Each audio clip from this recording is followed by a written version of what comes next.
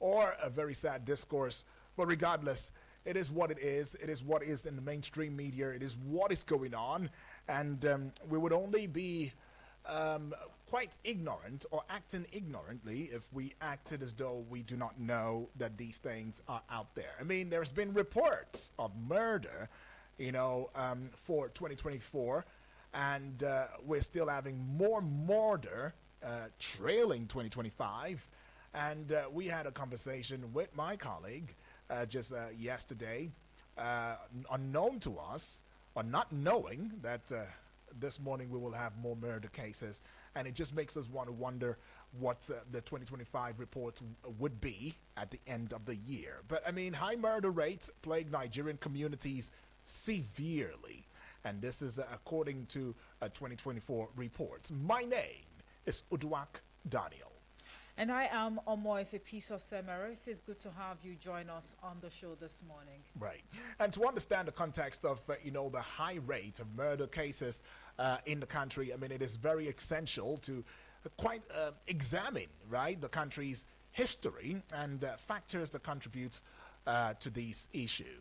Now, Nigeria has had a long history of violence, not just violence, conflict.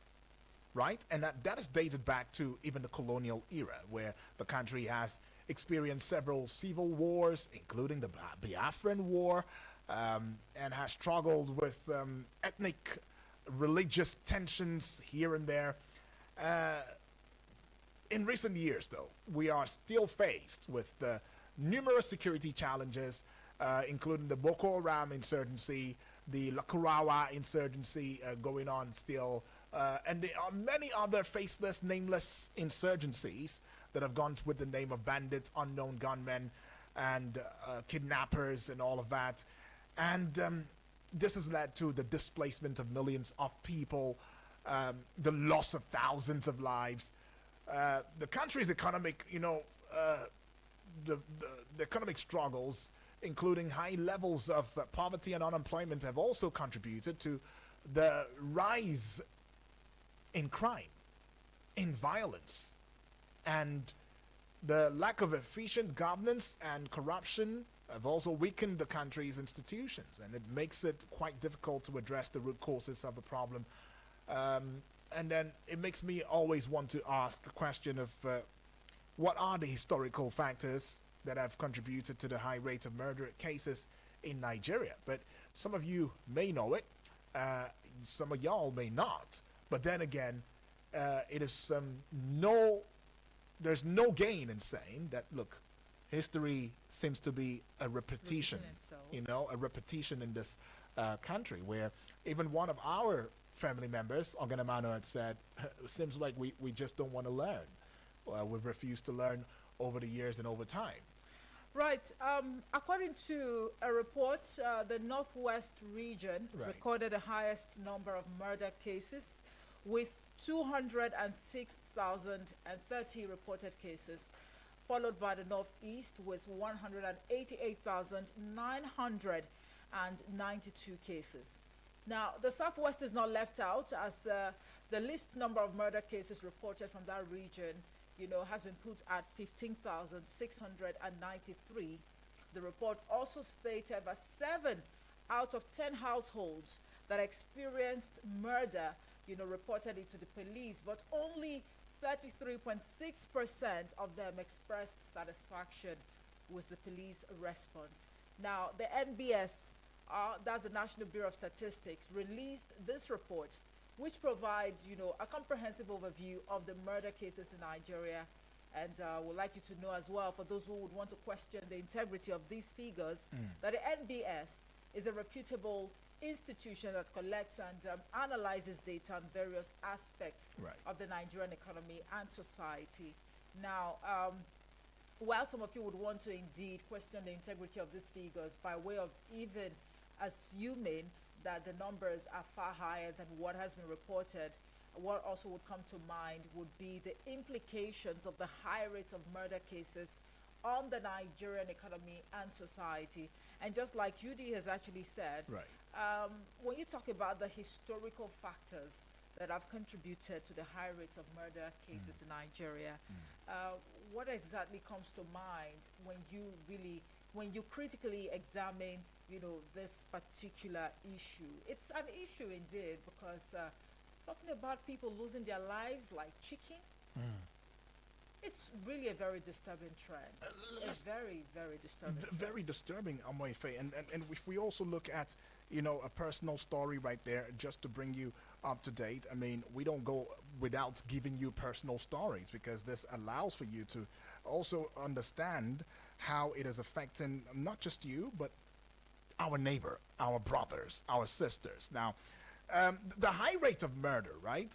Murder cases in Nigeria, it has had a significant human impact on the families and the communities affected by the violence. Now, many people have lost their lives, they've lost their loved ones, and the trauma, the pain that this has caused by these events can last not just for 1 year, not 2 years, it can last for a lifetime. That's right. And then it can also go about damaging the person's overview about what life should really be. I mean, for example, a woman who lost her husband to a murder in Lagos stated, and I quote, "I was devastated when I heard the news. My husband was the breadwinner of our family, and his death has left us struggling to make ends meet." Now, the emotional and psychological toll of such events should not be underestimated, because it is quite essential in providing support and counseling to those affected.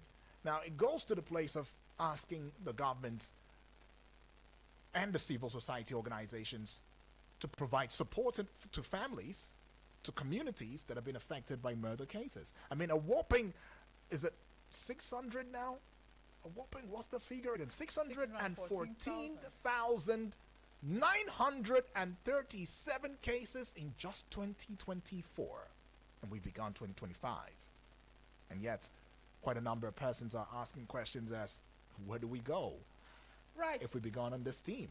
I mean, if you look at the personal story shared by this woman, who has decided to, remain anonymous, Right. It can also be likened to the case or cases of, wives of our fallen heroes Yeah. who year after year would come out to lament, especially when it's, Armed Forces, Remembrance Day. They'll come out to lament that despite promises and assurances, made by the government and well-meaning people on the occasion of these, Armed Forces Remembrance Day. Now, note that this is usually on a yearly basis. That, I mean, they are yet to even fulfill, in most cases, half of the promises they made. Right. So that is just to tell you the trauma that these people have been subjected to. And Right. just like you said, it might even last a lifetime. It might just last a lifetime, and it has psychological implications to it. Well, we have our guest who'll be joining us via phone call all the way from Makudi, and he's in a person of Right Honorable Daniel Atahi, right? He's a political activist and emancipator of the people, right? He's a social political activist and emancipator. He's going to be joining us via phone line. But while we're still getting in contact with him right there are quite a number of questions that, should be asked. I mean, what would be the factors that contribute to the high murder rate in Nigeria, and how can it be addressed is one of the angles to it. I mean, what are the implications of the low satisfaction rate, right, with the police response, right, to murder cases, and how can the police improve their responses? And if you also want to think about the economic factor, where I'll stop, my line of thought in terms of questions and all of that, how do economic factors, such as poverty and unemployment, contribute to the high rate of murder cases, and what can be done to addressing these factors? Are there any other concerns or questions course. that, I mean, can come to mind? Before I even, share some of the questions that also, comes to mind when you talk about the subject matter, talking about unemployment, and poverty has been perhaps an economic factor, that contributes to the high rate of murder cases. Indeed, this should even be on the front burner, because over time, when these things happen, that seems to be the excuse that we hear from the suspects, or those that have been accused of, perpetuating crimes like this. They'll tell you, oh, they are unemployed, there is poverty, and sometimes they resort to, doing these kinds of things, Right. and you begin to wonder, are you the only one faced, with poverty or by poverty in the country? But really, there's really no justification for, acts like this. Now, beyond economic factors, beyond, the swift response Yeah. of the police and, the rate at which this trend has been going on in the country, one would also want to talk about the social factors. I mean, what are the social factors that contribute to the high rate of murder cases? And how best do you think, they can be addressed? From then, are you now metamorphosed into corruption, which seems to be a cankerworm that Right. people would say has actually Eaten deep deeply. into the, the fabrics of our nation. How does corruption indeed contribute to, the high rate of murder cases? And indeed, what can be done to address corruption? Right. The justice system. The justice system. Well, what are the challenges facing the justice system in Nigeria? And how can they be addressed to ensure the perpetrators of murder are held accountable? I mean, all right. Yeah. Well, I think I'll just put a peg to my yes. thoughts and let's have The this ro- conversation with our guests. That's right. In the person of the Right Honorable. Right Honorable, are you there? Good morning. Hello? Hello, Right Honorable, are you there? Okay, said can't hear us at the time. Well, But I will anyways, make efforts yeah. to, link up with him. Sure. I think I'll just, wrap up my thoughts Sure. on, the justice system. I mean, just last week when we heard the news of the girl that was beheaded, Yeah. by her lover or boyfriend, as it were. Now, a number of people in that axis, they actually expressed, their reservations with regards to the police, taking charge of the case, pending when it has been taken to court. And the submissions some of them made, the submissions were quite disturbing, and it's not coming from, a place of, oh, this is like a norm, when it comes to the Nigerian police force. Right. And indeed, I think the Nigerian police force is one body that needs to do a lot more in terms of, saving its integrity, right, and its reputation, especially as Nigerians, are concerned, because really the perception that a number of Nigerians actually have with regards to the police is one that is very disturbing. And most importantly, the justice system. Because some will tell you, I mean, in recent times, we've been made to understand that technicalities can, somewhat make the pendulum, swing in your direction, right. in your favor, or not. Technicalities, you say. Technicalities in almost every aspect of our lives now, Well, and issues that should be looked into very critically. Honestly, this technicalities, I mean, has surfaced, in many ways, not just with the police. I mean, even with the justice system. I mean, the 2023 general elections we saw at the Supreme Court, there was also the talk of technicalities. And it makes us wonder if the Constitution in itself is a constitution of technicalities, such that we find interpretation very, very much technical rather than what it is written in the Constitution. And it brings us back to the conversation again, whereby, hey, I keep saying it, how much value do we place on a Nigerian soul, a Nigerian life? How much value? I mean, we saw in the video that was sent to us by one of the family members right there, I mean, it was a gory sight of death. I think nobody wants to wish that for your enemies. But we've lost lives. And every day when we talk about it on here, it could be very depressing. 86 people lose their lives. 12 people have been massacred. 15 farmers have done this. And we've just been seeing that. Oh, airstrike from the north, has killed countless people, and then it has affected even the innocent. However, the cases of unknown gunmen, as they have been, addressed, going to places of worship, to gun down clergymen and worshippers. I mean, what exactly is their crime? Just going to church to worship, or even going to the mosque to pray? Because we've also seen worshippers who actually go for morning prayers,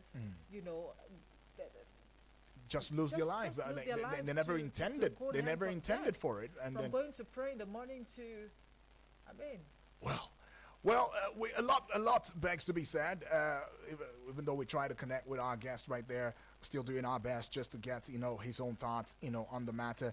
I think it's time to also open the phone lines, get to hear from you, because this is a discourse that needs to be spoken of, spoken about. And if we do not begin from this year, especially as we begin to see the trends of killings and losing of lives, to talk about how we can manage the situation, right?